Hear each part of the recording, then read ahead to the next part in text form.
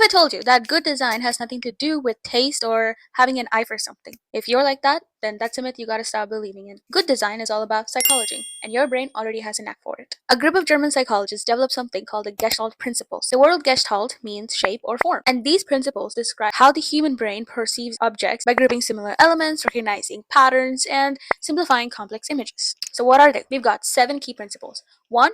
Proximity.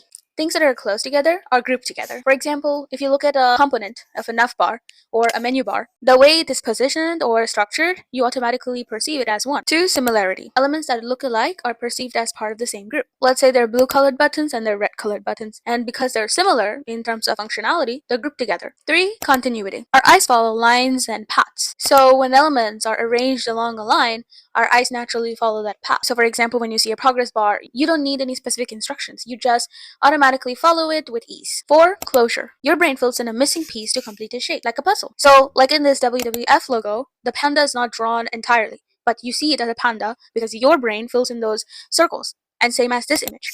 There are 3 Pac-Mans, but then you see like a triangle forming on top of them. That is a closure your brain fills. 5. Common fate. Well, like the name says, they all share a fate. So elements that move in the same direction or appear are grouped together, like a flock of birds. For example, in design, let's say there's an FAQ accordion like this. So every row has down-facing arrow sharing a common fate. So there's a motion that it creates. 6. Figure and ground. So this principle states that people can perceive objects as either being in the foreground or the background. So basically differentiating between what's on the top and what's in the back. So whenever there's a model pop-up, like this website uses cookies and gives you options whether you want to reject it or accept the cookies. So that's a pop-up. Users should be able to determine what's in the front and what's in the back, importantly highlighting the main object you want your users to focus on. Finally, 7. It's called Prägnanz. So it's a German word and also called as the law of simplicity. Your brain prefers simple and clearer interpretation of what it sees. And you must have experienced that yourself. When you're navigating through a site with lots of features or an app, your brain gets confused, it gets tired, frustrated, unable to find what you were looking for. For example, Yahoo. And when the website is simple, for example, Google, it has nothing but a search bar and a plain background,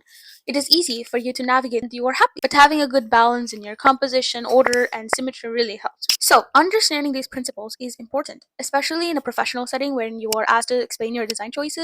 You should be able to say more than "it looks better." You want to be able to explain it in professional terms and back up with some evidence why it looks better. That's not a skill, that's a superpower. So here's your question for today. Gestalt is not only in design, it's everywhere. What is one thing that you can think of as an example for one of the principles I've just mentioned, like flock of birds for a common fate? Drop in the comments below. Stay tuned for day 6. See ya!